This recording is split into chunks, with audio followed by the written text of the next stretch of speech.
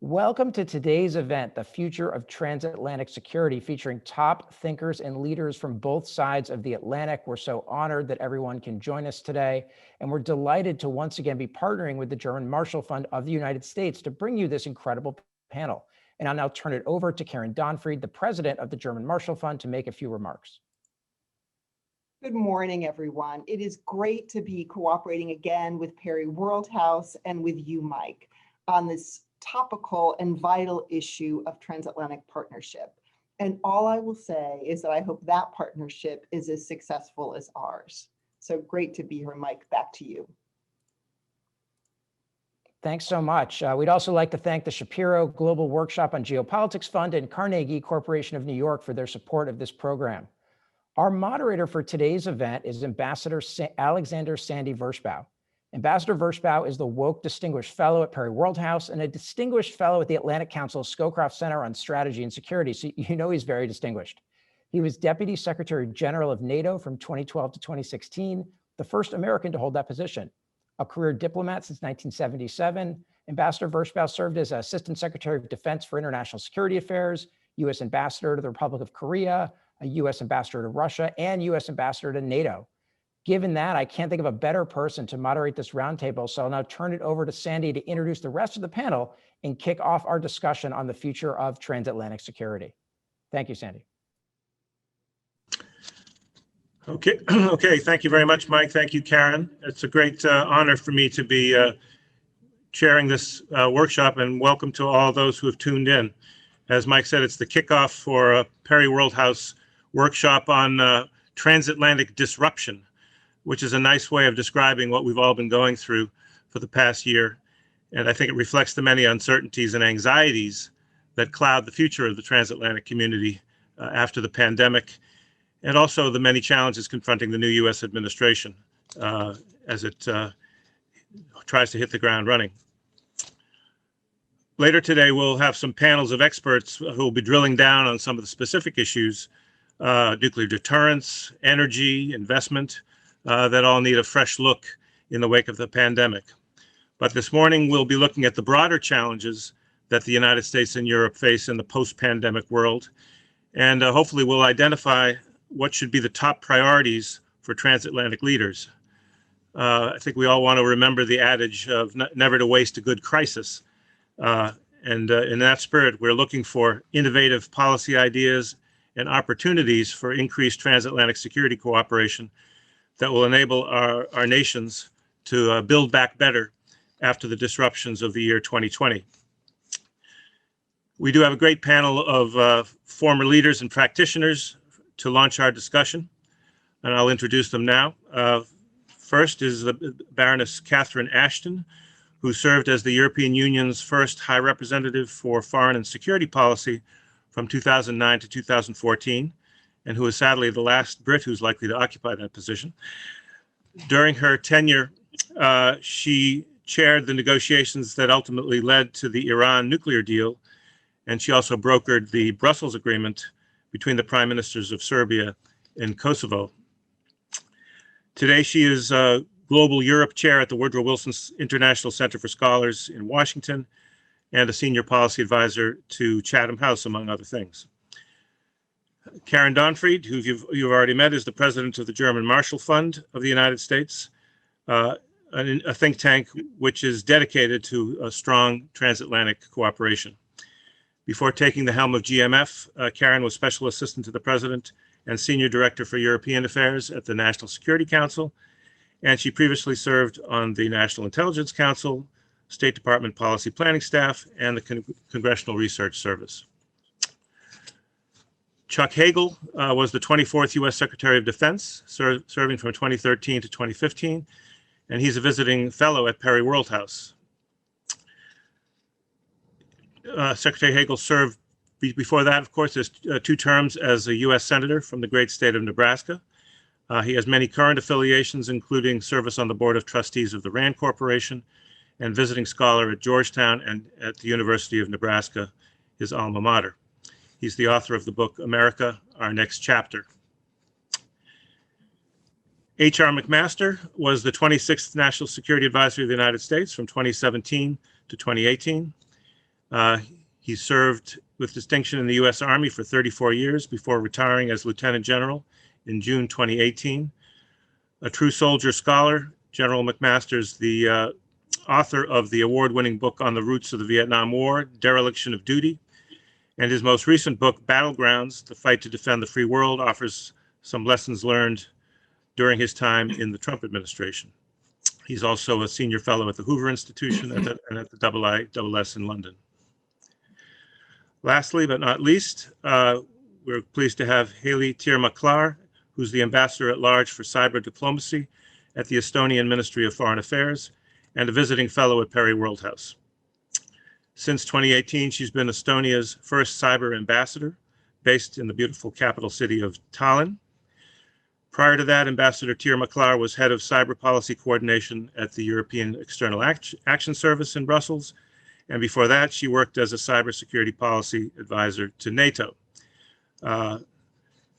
defying the notion that NATO and the EU are on two different planets. She was able to bridge that gap. So let's get on with our discussion.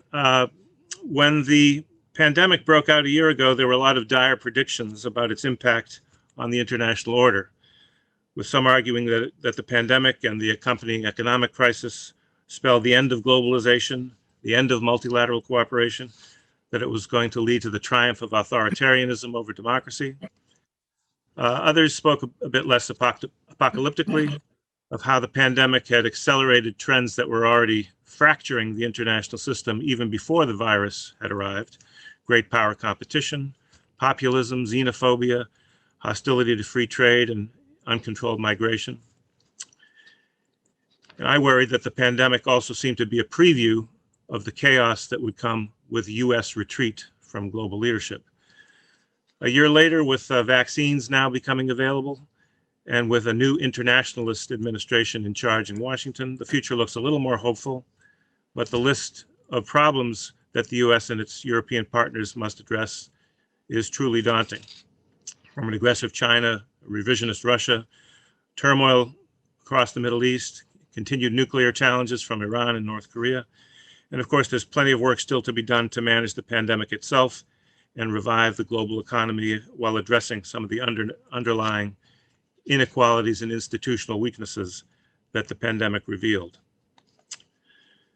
So with this as the background, I'd like to begin our discussion by asking each panelist in turn to offer some brief opening remarks, in which I hope they'll offer both an overview of what each of them sees as the main challenges facing the transatlantic community in the wake of the pandemic, but then to elaborate in a bit more detail on what you think needs to be done on one specific topic on which I've tipped you off prior to today's event. So let me start with Lady Ashton. Katherine, in addition to your view of at the macro level of the challenges, I'd like you to focus on Iran and the Middle East, and in particular, having led the negotiations that ultimately led to the JCPOA. What do you think needs to be done to reverse the unraveling of the deal and constrain Iran's other destabilizing behavior? How realistic is Tony Blinken's goal of a longer and stronger deal? And looking down the road, is there any way to tap into the Iranian public's discontent with their own government and with the country's pariah status as the basis for a more fundamental reset in relations with Tehran, or is that open for too much? Katherine, over to you. Thank you, Sandy. It's lovely to be here with you and with other colleagues. And to Mike and Karen, it's always a joy to participate in anything that you've organized. So I send everybody who's listening and watching this good afternoon greetings from London, where the sun is actually shining, although it's been snowing. So I think all of us would agree that resolving the economic issues that are going to be a consequence of the pandemic is something that should bind the transatlantic relationship together. We have to think strategically, we have to think creatively about how to address what will be severe economic consequences. And that means thinking about trade and investment. I know that conversations that the new president is already having with leaders in Europe are touching on these issues. That's no surprise to anybody, but it's going to be extremely important to do that. I also think we've had 4 years of neglect on perhaps the most pressing emergency we face, even, dare I say, beyond the pandemic, which of course is climate change. And although America has now appointed Secretary Kerry, who's got more energy than most, to this task, it is going to require an effort to bring real leadership into the frame, both for the conference that will take place in Glasgow in November and way beyond. So those are issues that indeed the international community and especially the transatlantic relationship is going to have to face. My third would be security and defense issues. What I've described is the three-legged stool. Now that the UK is no longer in the European Union, it nonetheless has to find a collaborative way of working closely with it, especially on security and defense questions. And with the USA, there's an opportunity to create the three legs. That's part of the relationship that needs to continue with NATO, but it's also, in a way, the opportunity to address the political question about how does Europe and the UK work together, and how does that special relationship that we in Britain take so seriously with the United States also help to sort of reconcile the future with Europe. And my fourth would be working together on issues of regulation in terms of free speech, in terms of what do we do about a world where it's the decision of private corporations rather than the decision of public regulation. And what do we do about the rise of what I would call populism, the concerns that people have that the world is changing in directions where truth has become less important. On the specific question, 3 quick points on the backdrop of the Iran Joint Comprehensive Plan of Action, and then 3 quick points on where I think the future lies. On the backdrop, as I've said a million times, the JCPOA did what it said it would do on the can, or on the tin if you're British. It was never meant to do more than it set out to do. Its mandate was crystal clear: to give confidence in the purely peaceful nature of Iran's nuclear program. It was not about doing the many other things, tackling the many other issues that were indeed very, very important. But until you removed what I call the boulder in the doorway, it was impossible to be able to move forward.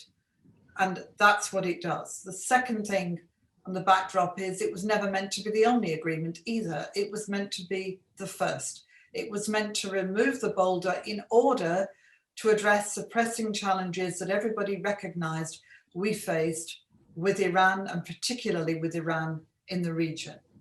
And number 3, what it did, which was extraordinary in its way, was to bring the permanent 5 members of the Security Council to work together to achieve an agreement that was historic, but was an agreement that belonged to all of them. And against the backdrop of continuing division between the 5 on a number of issues, the most obvious and the most significant during the latter part of the agreement's work was, of course, on Ukraine.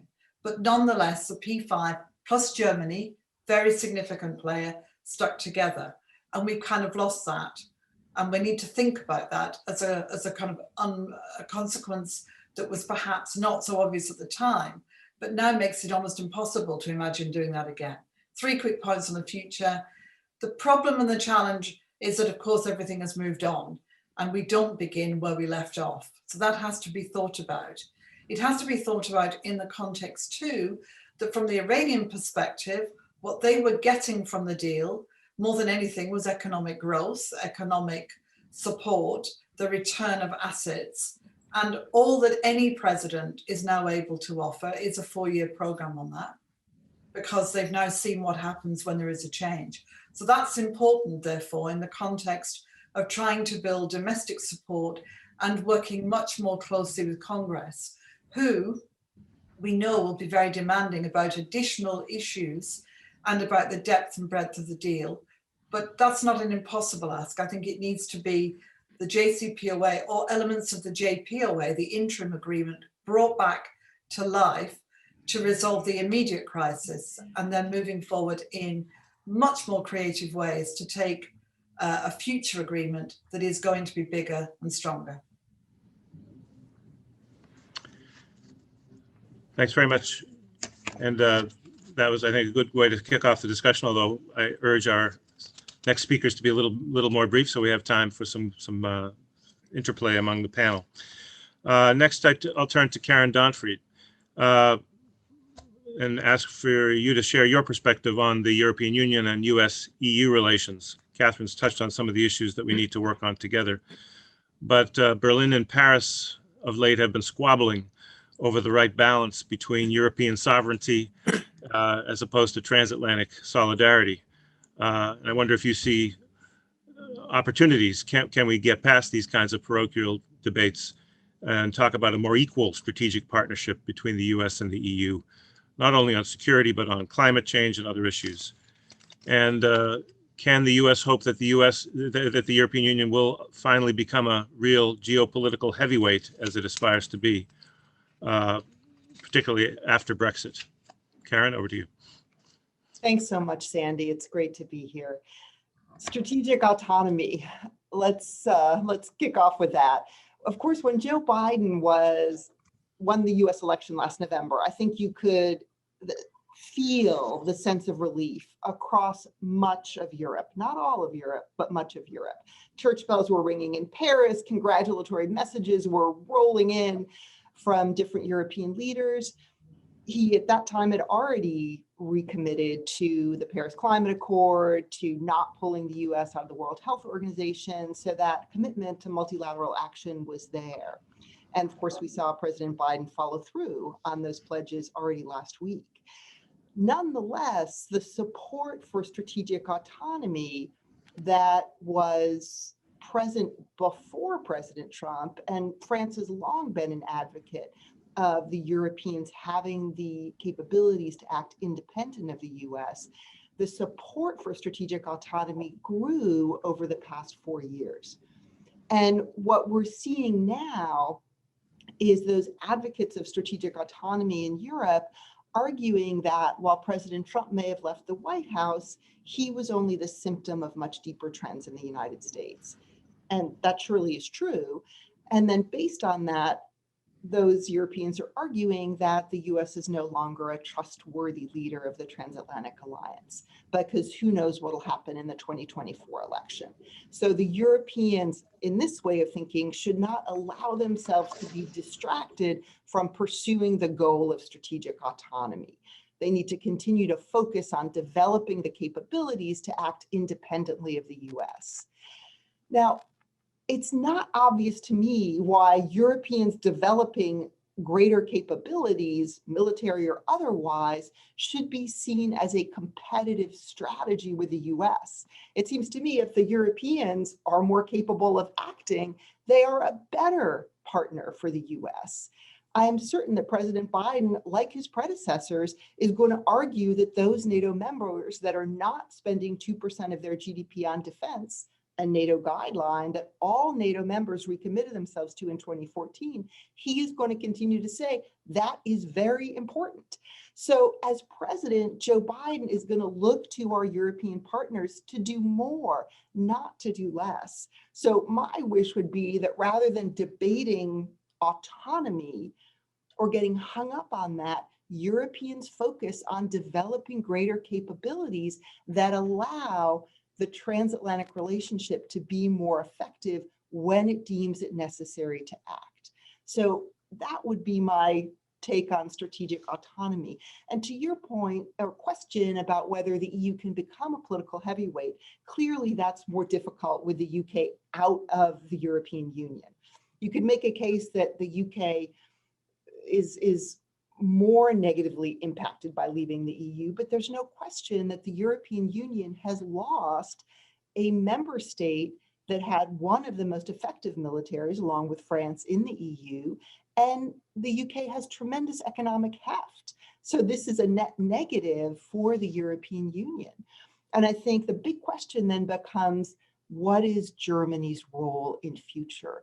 Germany has long been the reluctant geopolitical power within the EU, even though it has tremendous assets. Merkel is finishing her 16th year as chancellor. We now know who the new head of her party, the Christian Democratic Union, will be, Armin Laschet. We don't know if he will be the chancellor candidate. We don't know what coalition will come out of the elections that are set for this September in Germany. So I think there are some really interesting questions for us to talk about in terms of the EU's geopolitical future. And I do think there's a real opportunity for the US to work closely with its EU partners on all of the issues that Kathy Ashton mentioned. And so the challenge is, will we Americans and Europeans seize those opportunities? Thanks so much, Sandy. Thanks very much, Karen. I agree that whether Germany is going to be a key determinant, and whether the Europeans only talk about doing more or whether they actually do.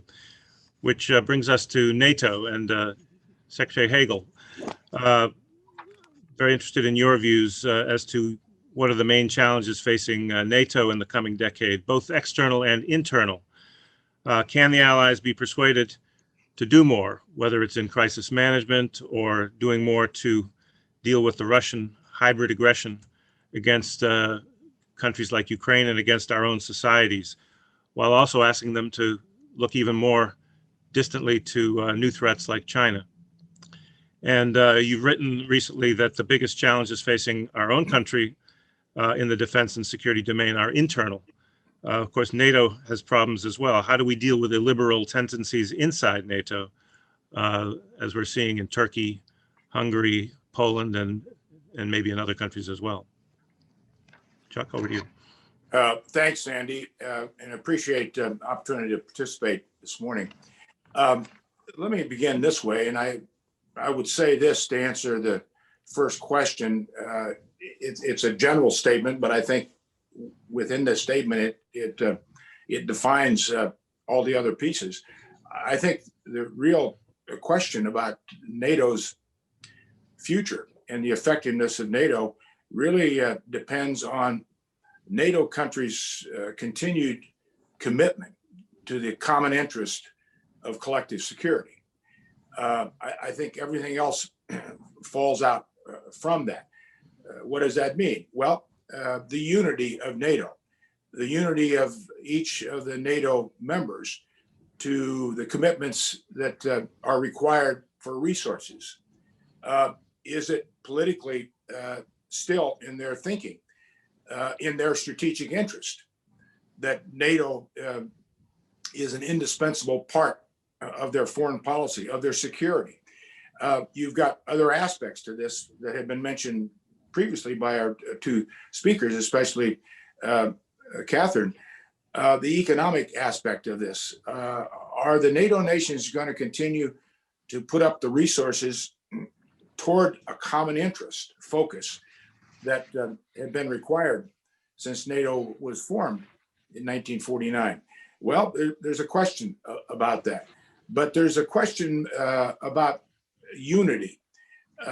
Western democracies seeing value in NATO, in this collective security institution. It goes well beyond, as we've seen over the years, just the transatlantic relationship or the boundaries of those areas. China now is not a new, but certainly over the last 10, 20 years has become a dominant threat, economically, security-wise. If for no other reason, their economic power, their presence, their sophistication of weapons, their enlargement and significant capacity building in military, in weapons, cyber. Russia continues to be a challenge on the eastern border of Europe through its continuing probing weak spots. It's all over the world. Its sophistication in cyber and intelligence gathering.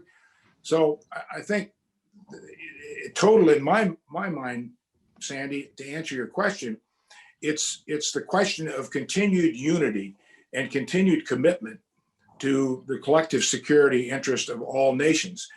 In my mind, it's NATO and that collective security institution is as important as it's ever been, because if for no other reason, the challenges and the threats today are far more sophisticated than they've ever been.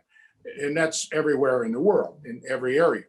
And I think the world that the United States helped led after World War II, building a new liberal world order, which we'd never seen anything like it prior to World War II, now becomes, and I think, an essential question in the minds of especially Western democracies, but all nations. Is this in the interest of all of us, these collective security institutions, whether they're coalitions of common interest that we built after World War II, like the United Nations, World Bank, IMF, General Agreement on Tariffs and Trade, which is now WTO, dozens of international development company institutions, corporations.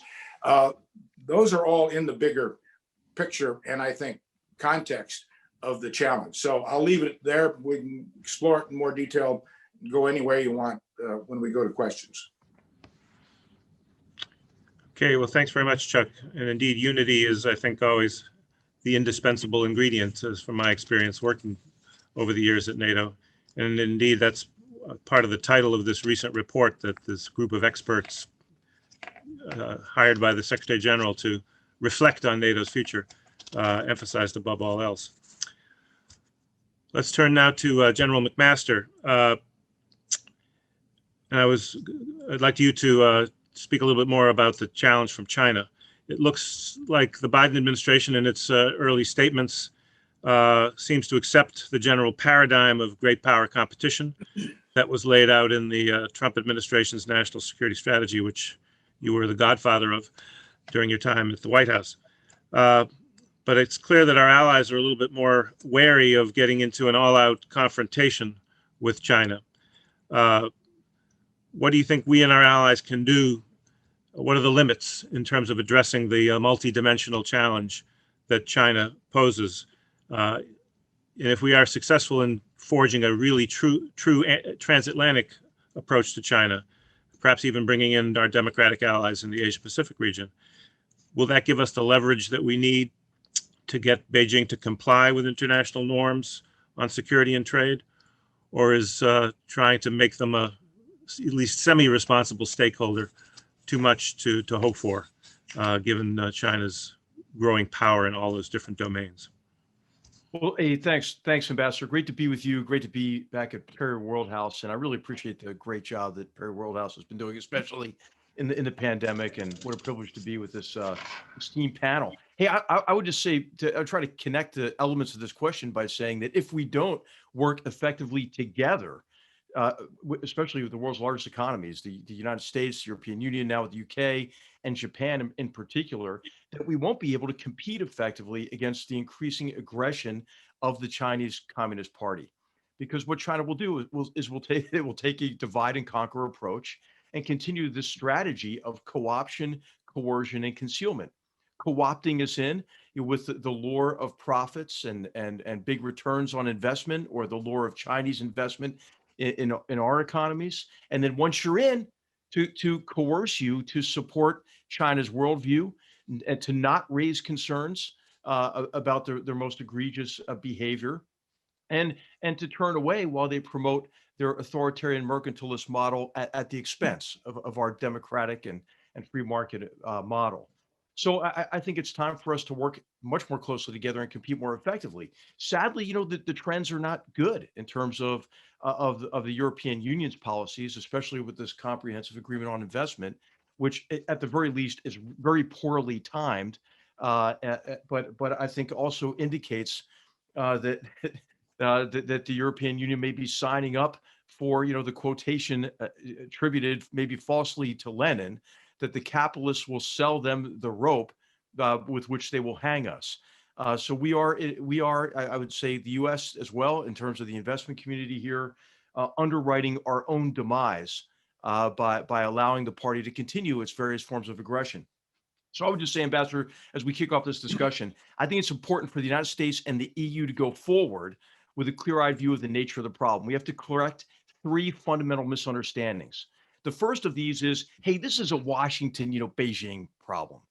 I mean, and the version of this is that, just Donald Trump was just so mean and offensive that Xi Jinping had to be this aggressive. Well, if you just take a look at Chinese behavior, the Chinese Communist Party's behavior since the pandemic, foisting the pandemic on the world, suppressing any news, right? Persecuting the doctors that try to ring the alarm bells, expelling foreign journalists, then adding insult to injury with wolf warrior diplomacy, mainly targeted at the United States and Europe. Then a range of aggressive actions during the pandemic, bludgeoning Indian soldiers to death on the Himalayan frontier, increasingly aggressive actions in the South China Sea, and just today announcing that they're going to begin to fire on vessels that did not acknowledge what would be the greatest land grab, so to speak, in history, ramming Vietnamese vessels and sinking them in the South China Sea, the threats toward Taiwan, the extension of the party's repressive arms into Hong Kong with the national security law, the recent arrests of 53 activists, human rights activists in Hong Kong, and how about the campaign of cultural genocide in Xinjiang? Is that really, did Washington cause all that? I mean, think about how profoundly arrogant that interpretation is because it assumes that the Chinese Communist Party has no aspirations except those that are in response to what Washington does. So I think that's the first thing we have to get off the table is that this is a free world Chinese Communist Party problem, and the choice is not between Washington and Beijing. The choice is really between sovereignty and servitude, especially for countries in the Indo-Pacific region. The second misunderstanding is that there hasn't been multinational cooperation on this under the Trump administration kind of America First approach.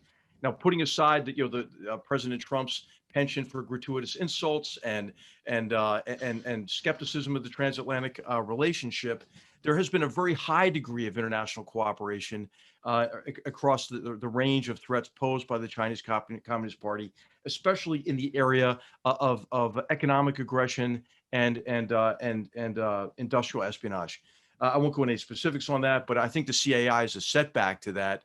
It is in large measure, I think, delusional because it clings to this assumption that China, having been welcomed even further into the international order, really this time will play by the rules, will liberalize its economy, and as it prospers, it will liberalize its form of governance when Xi Jinping has announced his intention to do exactly the opposite of that.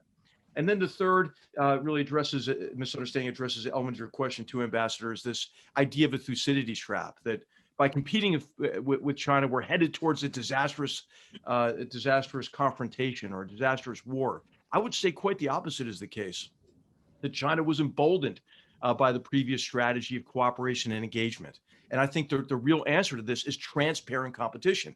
And in an unusual step, the Trump administration in its last couple of weeks declassified the framework for the Indo-Pacific strategy. I would recommend that viewers take a look at that, and I think it's fundamentally sound. And by the way, I think it has very strong bipartisan support, and I think we will see a great deal of continuity in the policy toward China within the Biden administration. Thanks, Ambassador. Thanks very much. That's a stark choice, sovereignty versus servitude. But I think our European allies, to give them credit, have been moving. I would just say, ask Australia, Ambassador. I mean, that's killing one to scare 100. Yeah. But the European Union has branded China systemic rival. So I think their thinking is moving. It may not be where you want it to be, but I think we've already seen some movement in that regard. Well, it shouldn't be where they want it to be, I would say, Ambassador. Agreed.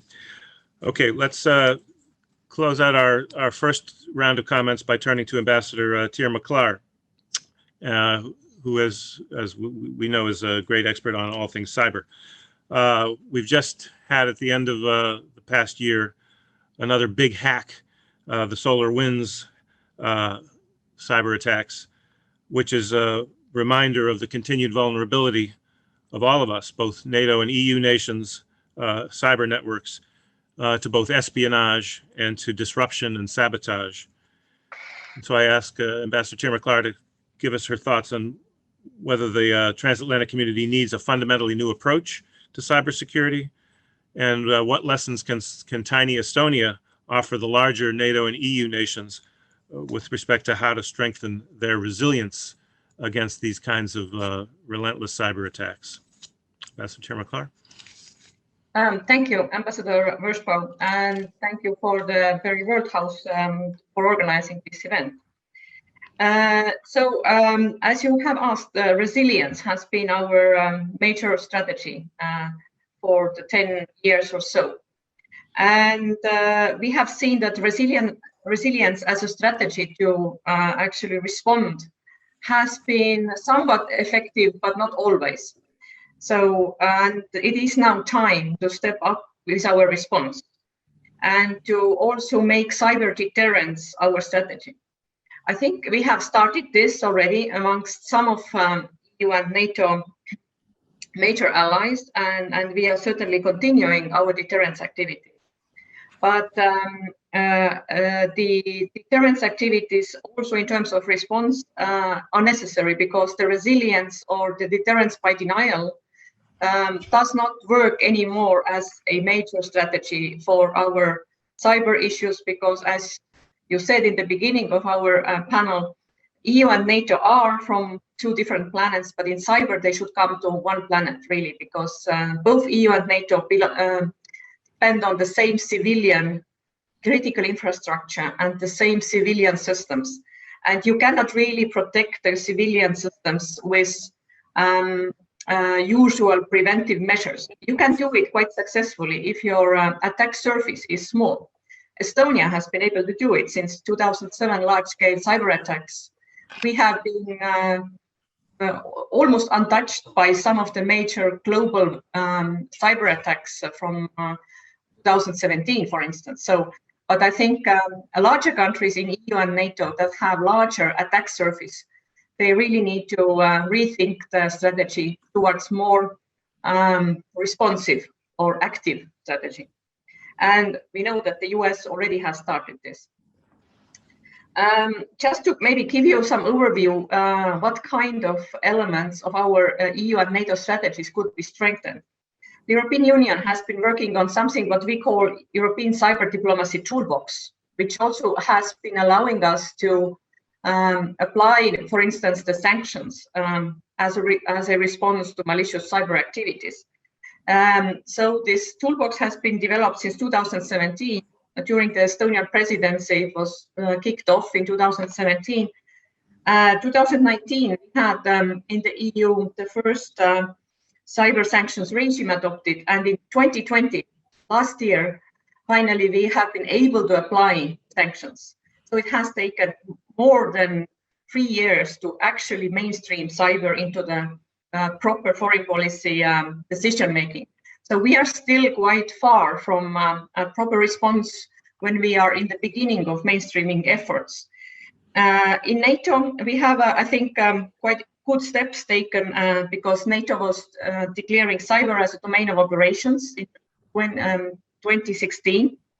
And it has started to mainstream cyber considerations into the defense planning of the allies, which is important.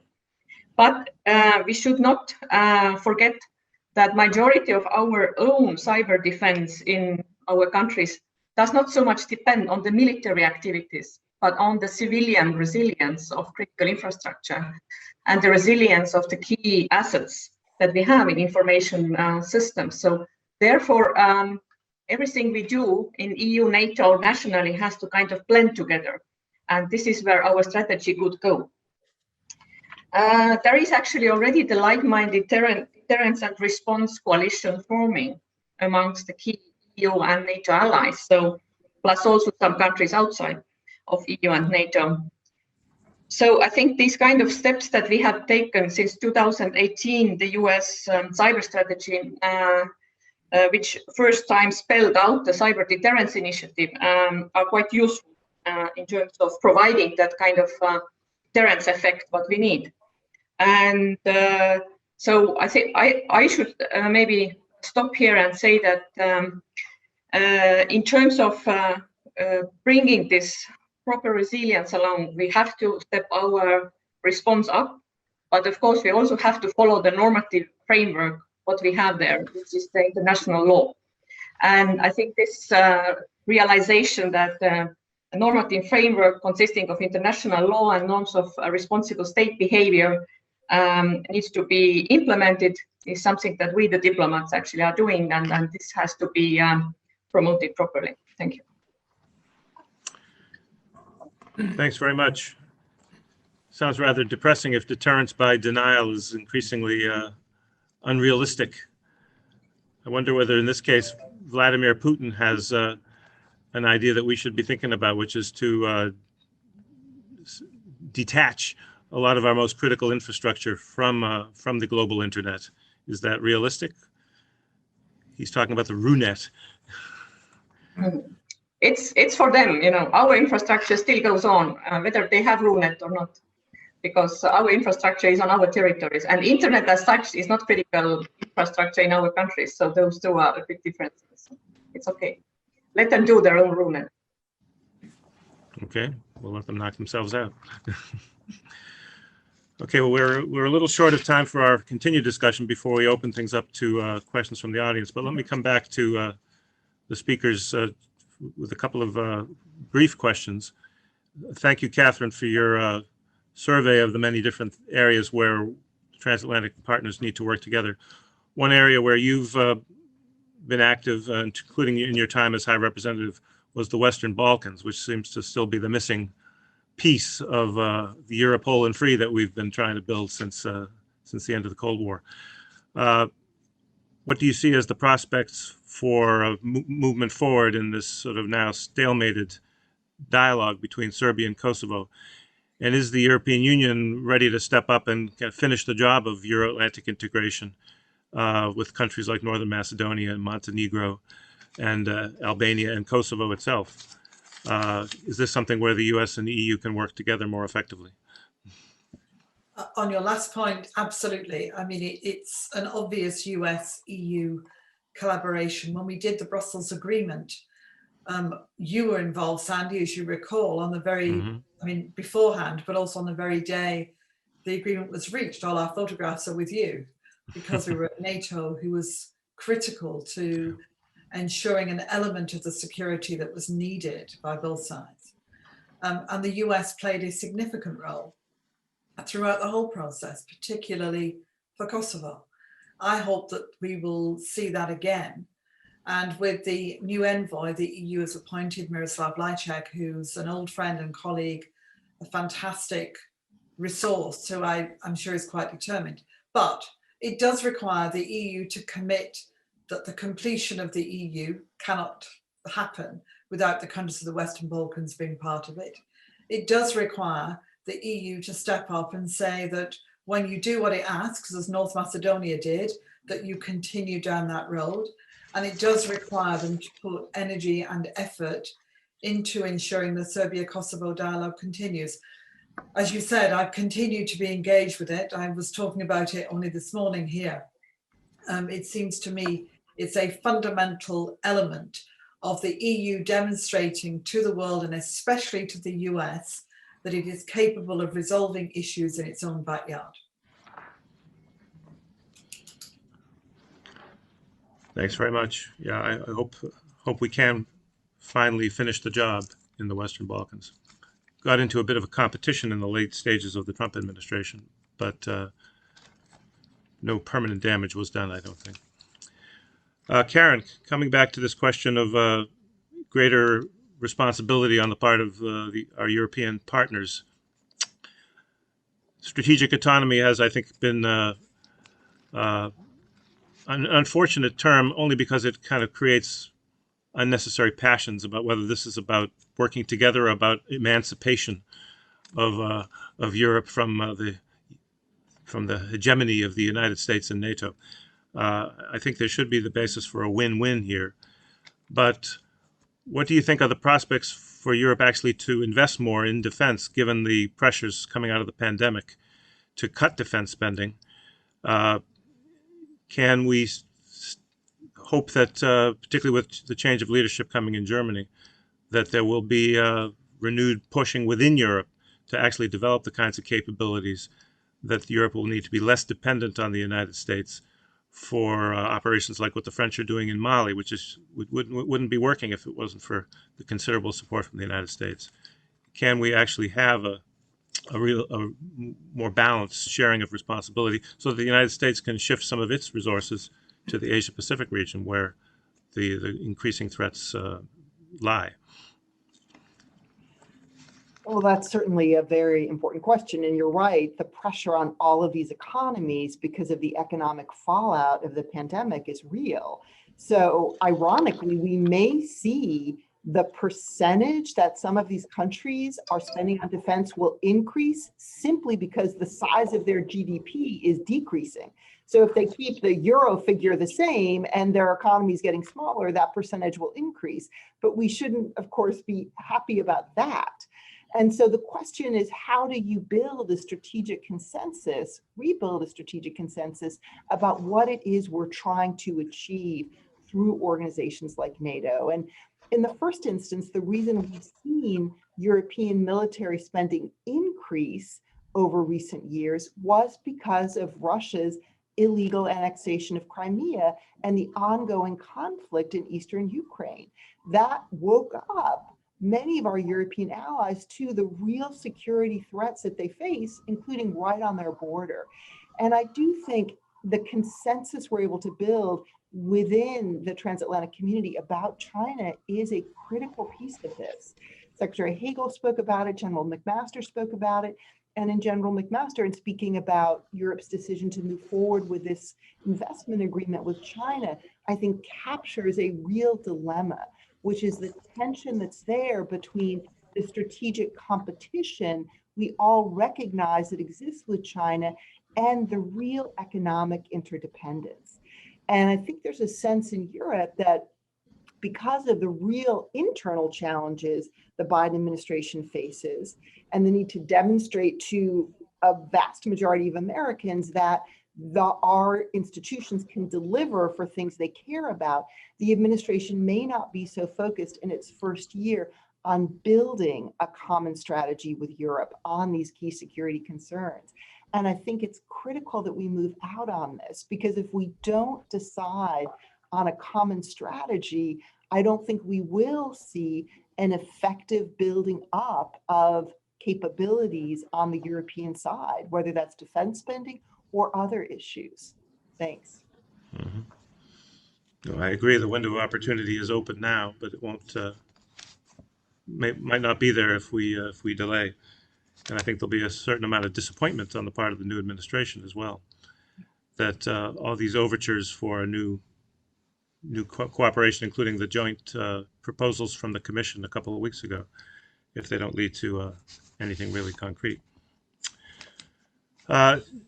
Turning back to Chuck Hagel,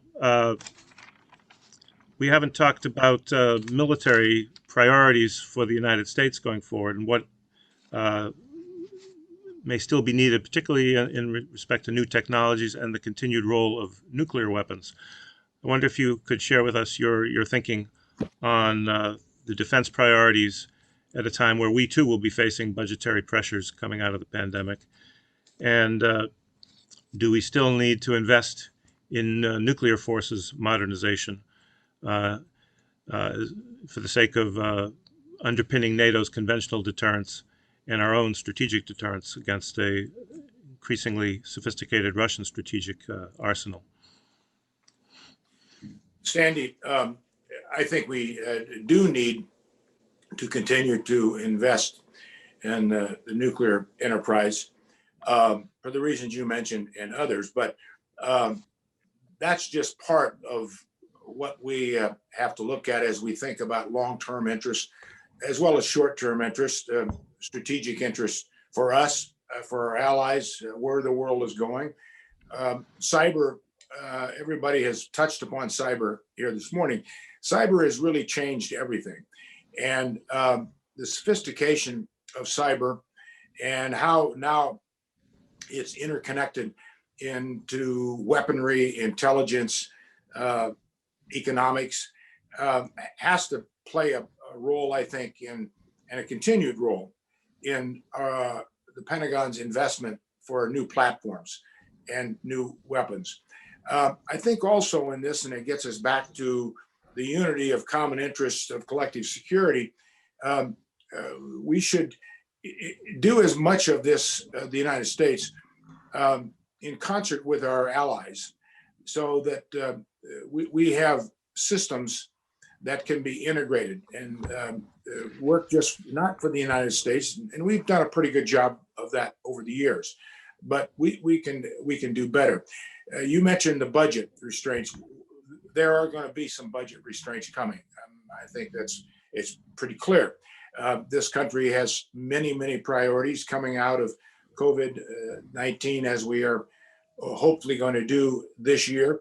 And the effects of this virus on our economy and our society, every aspect of our lives, is going to take some rebuilding. It's going to take some restructuring. There's not an industry, not a company, not an economic enterprise in this country that's not in some way going to be affected in the future by this pandemic. And that's so too for the world and for all countries. So I think we've got to be wise in our future investments of weapons and what we need to do as we project out and what are going to be the threats. Yes, nuclear is going to be there, but in cyber, ships are still going to be required. Manpower is still going to be required. Airplanes, but drones are becoming more and more a dynamic of everything, certainly of our national security. So my sense is that you'll see the Biden administration probably initiate a strategic review, like we do at the Pentagon every so often and every few years.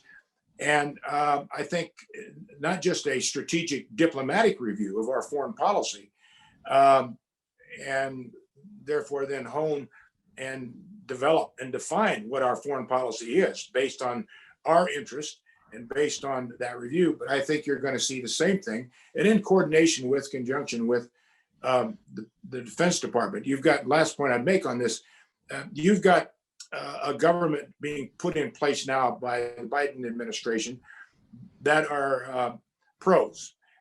These people have been around and they know each other. There's been collaboration, cooperation with each other over a number of years.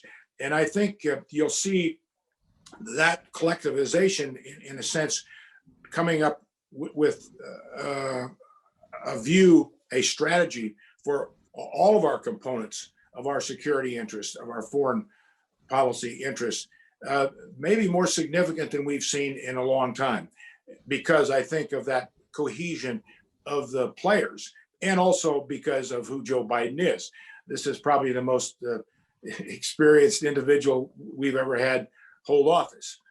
Certainly, nobody can compete with him in foreign policy and national security areas. So I think that's a great advantage to all of this. And I think that gets to a point that some of the other panelists made: confidence in, especially our European allies, NATO allies, confidence in us, in the United States, in our word.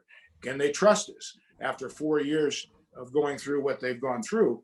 And I think, again, that all comes back to a more defined and secure and complete policy, and not just foreign policy, but the defense policy that very much supports it. Mm-hmm. Thanks very much. We're coming up against our deadline for shifting to audience questions, but let me ask General McMaster one more question from the chair here. And we haven't talked so much about Russia and its revisionist agenda. In your book, you talk a lot about how Russia has been so skillful with the use of disinformation, political warfare, the different tools that we call hybrid warfare. What do you think we need to be doing to be much more resilient against these kinds of threats? And is this an area where we and our allies can do better than we're doing now? Yeah. Hey, thanks, Ambassador. This has to be a major focus of transatlantic diplomacy, and then of course a big part of the NATO reform effort. And we've talked about how these sorts of capabilities that Russia has employed since the denial of service attacks on Estonia, certainly in 2007, Russia's gotten better and better at their ability to use this combination of disruption, disinformation, and denial, right? And so I think it's very important that NATO develop a range of capabilities and also authorities and processes that allows us to get to a political consensus very quickly, and then act together against these threats that operate below the threshold of what might elicit a military response from the alliance. And I think that the way to do this is obviously to integrate all elements of each of our nation's power, including diplomatic efforts, certainly, but then economic actions and sanctions, as well as informational measures and law enforcement. And I think what you've seen in the U.S. is a pretty effective way of combining these elements, especially against the Internet Research Agency. So that there's a lot we can do to impose costs on Russia beyond the costs that Russia factors in at the outset of this aggression. I think we ought to talk about Nord Stream 2. I think that we're talking about like a much better atmosphere at diplomatic cocktail parties with our European allies, but we really need to have some tough conversations about how Germany is enabling Russia's ability to exert coercive economic power in the energy sector over Germany, and also to punish Ukraine. So I think that we all have to step up and step forward together to have the deterrent effect. But I think, Ambassador, to say quickly, we have to be introspective as well and inoculate our societies against Russia's sustained campaign of disinformation. What Putin wants to do, because he knows he can't compete with us on our own terms, is drag all of us down so he's the last man standing, so to speak. And he's doing that by polarizing our societies and pitting us against each other and reducing our confidence in our democratic principles and institutions and processes. Sadly, the recently departed president of the United States aided and abetted Putin in that connection with these conspiracy theories and unfounded allegations of widespread corruption in the election. I guess the good news is that stress tested our democratic institutions and processes, and we came through it. Now it's time, I think, to deliberately strengthen our confidence. And when I say ours, I mean across the free world and within across our transatlantic relationships. Mm-hmm. Thanks very much. I agree. The president said that democracy prevailed, but I think it's more apt to say we survived just barely. We've done a good job of polarizing ourselves and create tremendous openings for the Russians. Well, so and I just think it's healing ourselves is important. I think it's worth pointing out, Ambassador, right, is that Russia doesn't create these divisions, but they exacerbate them. And right. and I don't think they care who wins an election. Putin does in the United States, as long as large numbers of Americans doubt the legitimacy of the result. And so I think that we have to demand more of our political leaders so that such that they don't compromise our principles to score partisan political points. Okay, thanks. It's past time when we intended to turn to questions from the audience, so let me throw out a few of them, and people can pick and choose which ones they'd like to respond to. Professor Andy Moravchik of Princeton, who's going to be speaking to our workshop tomorrow, asks our European friends in particular where the additional money for defense spending will come from if we're going to achieve this more balanced U.S.-EU partnership. And if the EU is, I would hope, would become the first responder for security challenges in its own neighborhood. Any of our European guests want to offer any speculation? Is Europe ready to make some difficult choices when it comes to increasing defense spending, or is that simply unrealistic? Anybody want to volunteer for that one? You want to have Eastern European response? Then yes, we already have increased to 2% at least in Estonia. And I think in general, the Eastern European nations are actually now either close to 2% or some of them even over. And I think the UK also is over 2% when it comes to the defense spending. But now the question should go rather to the continental Western European countries. I think in this case, we don't have anyone in the panel from those countries.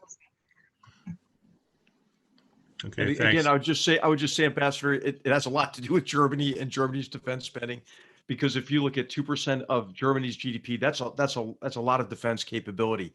And I don't think Americans' frustrations about burden sharing, as you mentioned at the outset, are going to go away, right? I mean, I think the Biden administration will continue this. Secretary Hagel had this as a point of emphasis. But I think it's worth noting that the European Deterrence Initiative cost U.S. taxpayers about 30% of Germany's entire defense budget is what we invested just in the European Deterrence Initiative. So I think it's time for a continuation of some of these tough conversations. Yeah. Well, hopefully the discussions will be more polite, but the issues are as stark as they have ever been. Let me put out a couple of questions at the same time and see who would like to bite.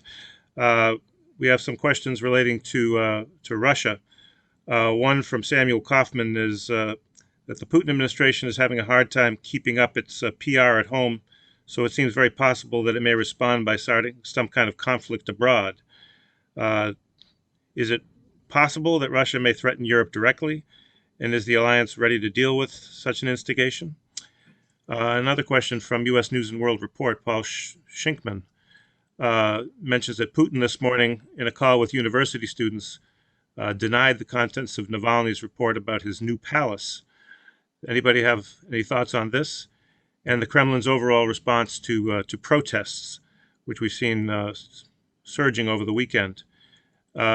Is this the beginning, I would add, is this the beginning of sort of cracks in the foundation of the Putin system, or is this a storm that Putin's going to be able to weather?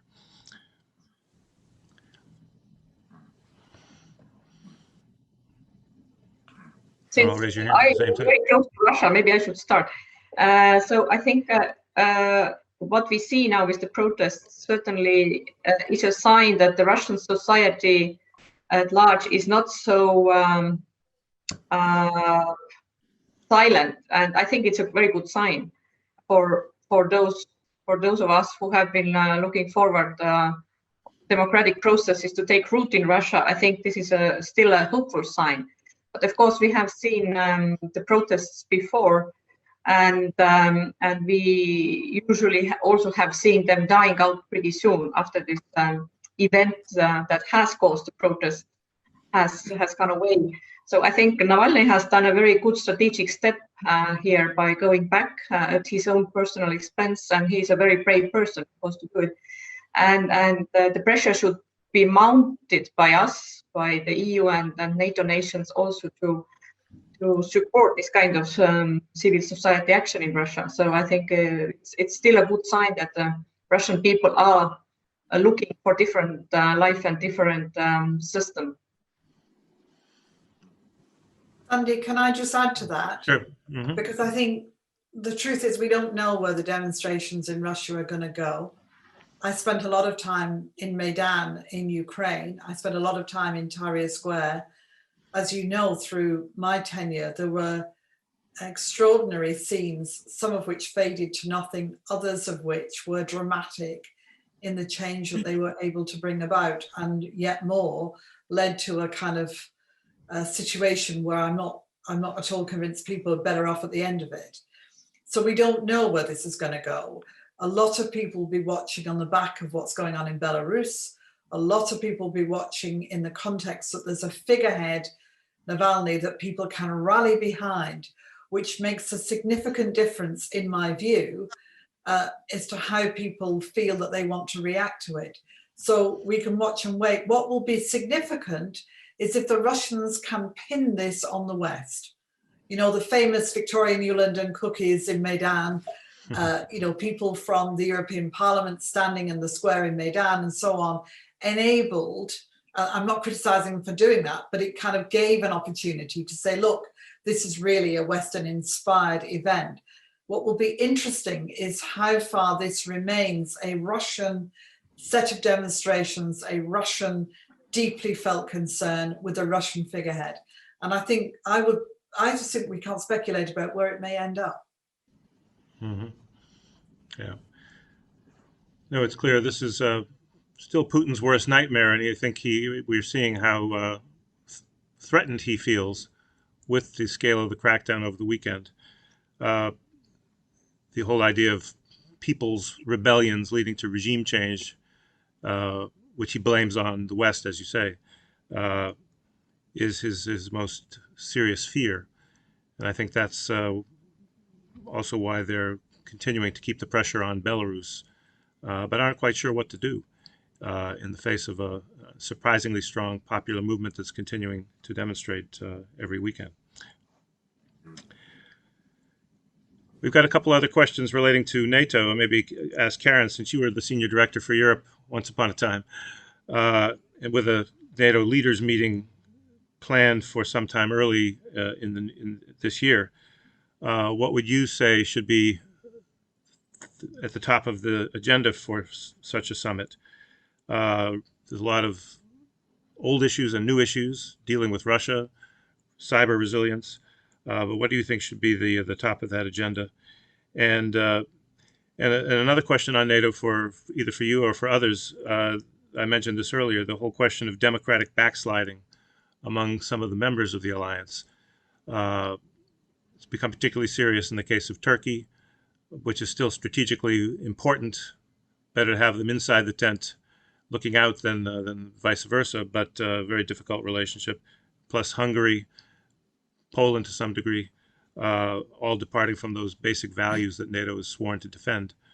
Any thoughts on that from any of the speakers? But Karen, over to you first. I'm happy to jump in and then let others speak as well. I think for that NATO leaders meeting, surely a very important theme will be reassurance, and our allies looking to President Biden to recommit to Article 5, to the alliance as a whole. All of the issues you mentioned will be on the agenda, and I think it's important that that leaders meeting not only be about reassurance, but that concrete actions come out of it. And one item you didn't mention that I think will be very important is NATO's role in meeting the challenge of the pandemic. That is still going to be the issue that is roiling our societies. And we've talked about the economic fallout, but we haven't yet dealt fully with the public health challenge.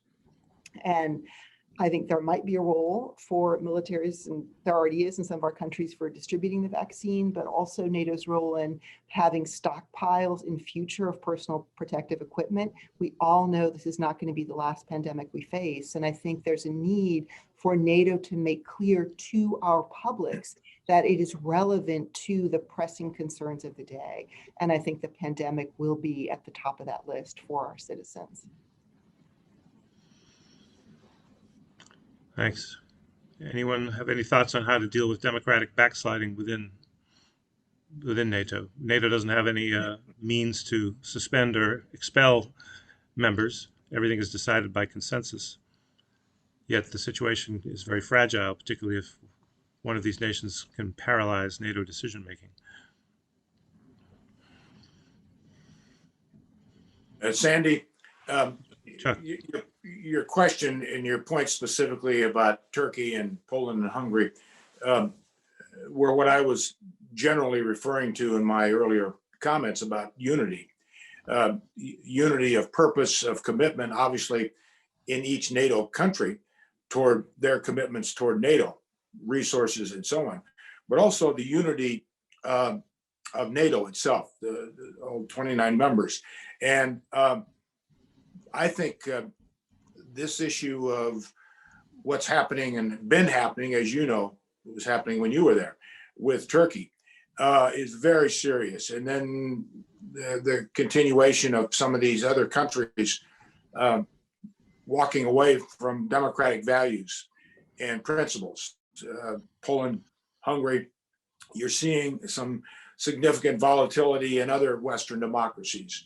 I mean, the rise of neo-Nazi groups in Germany and so on. These are, I think, unstated, but still recognized real threats to NATO. And how you deal with it, in Turkey's case, is complicated. I mean, I dealt with it, you dealt with it, everybody has dealt with it. And I think we do want to keep them in NATO, but at what price, at what point do we have to face the reality? So I think this is going to be a big issue for Biden and his team, and I think NATO ongoing for the next few years, and inside Europe with specifically Hungary and Poland and some other Western democracies moving in some of those general areas. They are not quite as overt or pronounced, but it goes again back to my whole point about unity being, I think, the greatest threat to NATO. Mm-hmm. Thanks very much. Any other comments on this? I'll throw out two more questions, and I think then we're going to be out of time. First, from Trudy Rubin of the Philadelphia Inquirer.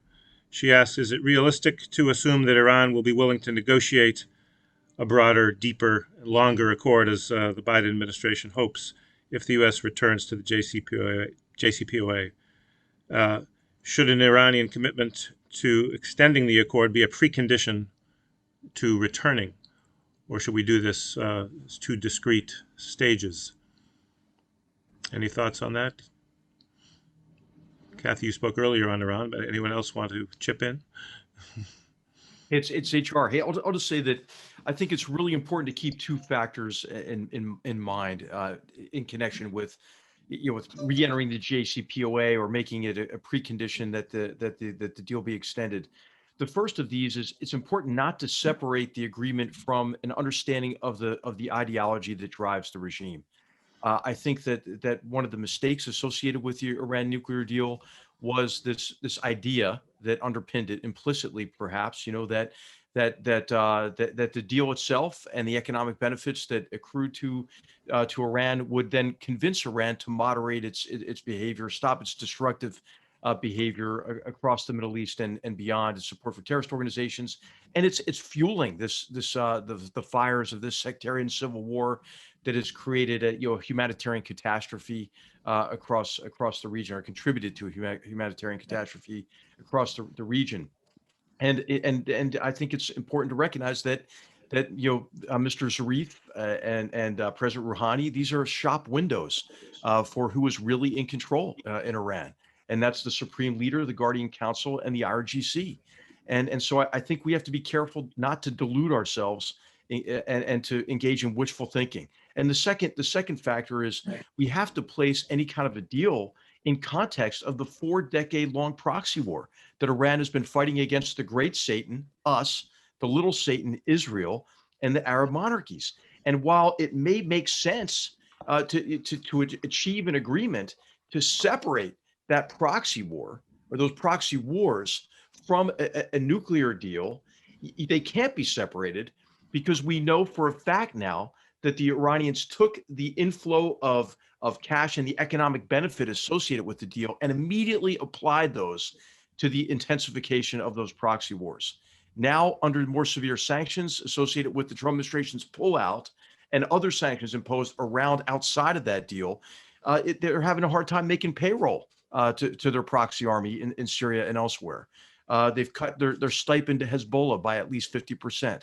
So, hey, I think that what I've heard from the Biden administration so far in testimony has been encouraging in connection with reconnecting the destructive behavior with any kind of a negotiation, as well as addressing other critical issues that were outside of the deal, like the missile program. I just want to add, if I may, that the greatest delusion is to believe that by America withdrawing from an agreement that it made, and it made on behalf of its role in the Security Council, that allows Iran to push forward with greater enrichment than we've seen in years, is somehow a victory or a success. That's the biggest delusion of all. I'm not saying, General, you said that, by the way, but I do think there are people who somehow think it is. So Iran is threatening to restart the program that they said never existed. Well, How does that make them trustworthy? I would say, and I think that it's really important. As I mentioned, I mean, how do you trust these guys? Is what I would say. You can't trust them. Remember, I would just say as well that before the ink was dry on the agreement, the Iranians were saying, "Hey, here are all the places you can't visit to verify compliance." So I just, listen. I'm not criticizing the great work that you did, and I know that everyone who worked on this, their heart was in the right place, but I do think that it was not, it was not sufficient. That deal was not sufficient to block their path to the most destructive weapons on earth.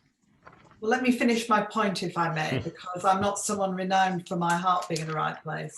This was much more about trying to deal with an immediate concern without failing to recognize, General, as you've rightly pointed out, the significant issues of the region. But when we were negotiating, advisors that you would recognize as being extremely serious were of the view that we were months away from the potential for Iran to have the capacity to build a nuclear weapon. Now, that is an immediate threat, and you will know more than anyone that this is something you have to deal with, and that's what we dealt with. Does not mean that we suffered delusions about who we were dealing with, nor indeed the kind of issues that we would have to face. I spent a long time working on this, not because I thought it was a lost cause or because I thought that the Iranians were somehow going to translate into being supporters of my way of thinking, but much more because removing an immediate threat gives you the breathing space to tackle precisely the problems that you've rightly identified. Okay, thanks very much. I think we have really run out of time now to continue this debate, but let's just hope that the 6 parties who produced the JCPOA working with Iran can work together again with the same effectiveness. This may be one of the few areas where there may be a common interest, at least some common interest with Russia and with China in getting Iran back to full compliance with the JCPOA, and then turning to dealing with the broader challenges of missiles, malign behavior from the same unified basis. No. Hey, Sandy, just quickly, and if you want it to stick, get the Senate to approve it, right? I mean, otherwise it'll probably only last, one term again. Mm-hmm. Indeed. Well, that's a broader question of can any arms control agreement get through our Senate these days? But we'll turn to that in our next discussion. But let me thank everybody for their contributions. It's clear that there is a very huge agenda out there where the transatlantic community will need to work together. We haven't talked that much about some of the ongoing conflicts caused by Russia in eastern Ukraine, its continued occupation of parts of Georgia, what it may do in the coming weeks and months to crack down on the democratic movement in Belarus. These are things that I care about and work on at the Atlantic Council.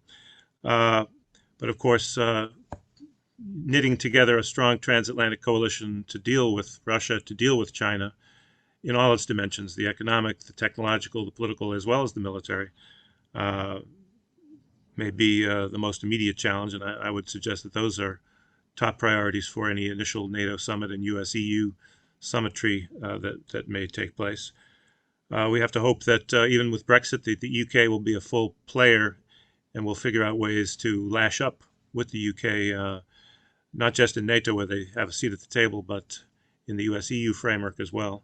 They bring too much geopolitical sense and capability to the table to be bypassed. But I'll stop there. I won't go through the whole list of topics yet again.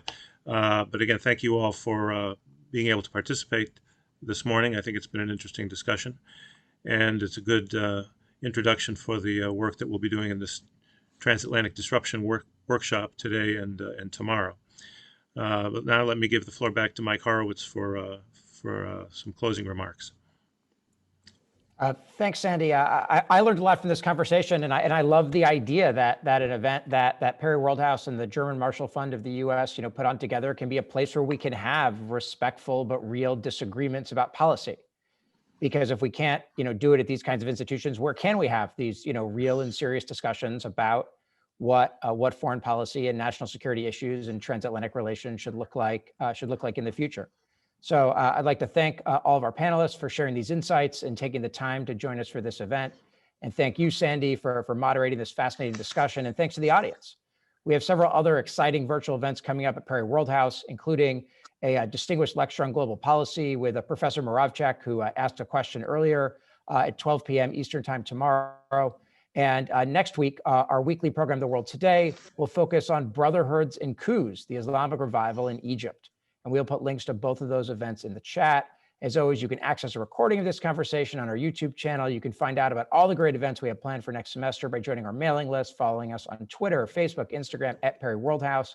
Thanks again to the German Marshall Fund of the US and Karen for being such a fantastic partner, as always. And we look forward to seeing you all again. Thanks a lot, everybody.